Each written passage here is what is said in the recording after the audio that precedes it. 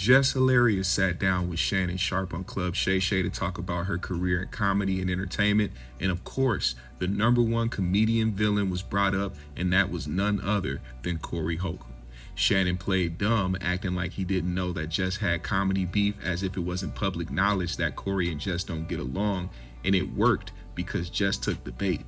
She went on to talk about the origin of her and Corey's beef, and even let it be known that a big reason for her joining the Wild and Outcast was to see Corey in person and confront him. Corey has doubled, tripled, quadrupled down on his disrespect for Jess, even giving her a new name that has been catching traction amongst the masses, labeling her less hilarious. In my opinion, given the fact that Lauren LaRosa has a brand new podcast on iHeartMedia, and now Jess is being interviewed by Club Shay Shay, man, it seems like the Breakfast Club internal beef was just a nice plot to boost the two women on the show in their careers, and I'm convinced the timing is just too on point for this not to have been the plan all along. But nonetheless, here is what Jess had to say about Corey on Club Shay Shay right here. You don't strike me as somebody that like to play games. Hell no. Not no game. Not ever. You ever got into it with comedians? Have I ever gotten into it with a comedian? Hell yeah, I got into it with a comedian. About what? You know, go fish through them cards. I know you got something. No, we ain't got it in here. You be knowing stuff. I don't know nothing, Jess. I mean, I'm just, you know, I thought you was gonna be, you know, like, you know, we. You thought I was gonna be like Cat. Yeah. Come up here with something to say and be like, look, No, I'm just saying. I'm just asking you what was it about. Yeah, well, Corey Holcomb. That is a comedian that I got into it with. I did a photo shoot with my son, and it went viral. I was naked. My son was not. My son had on Jordans. The only thing I had on was Jordans and socks, and he was covering me. He was covering my boobs, my private area, and he had on clothes. And I did the shoot. I posted it. It goes viral. Right. The next morning, I wake up to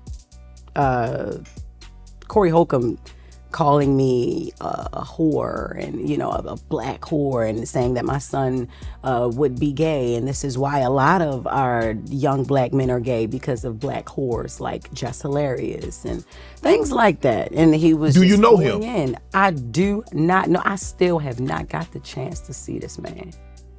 That was the reason why I went to Wild and Out, to see this man.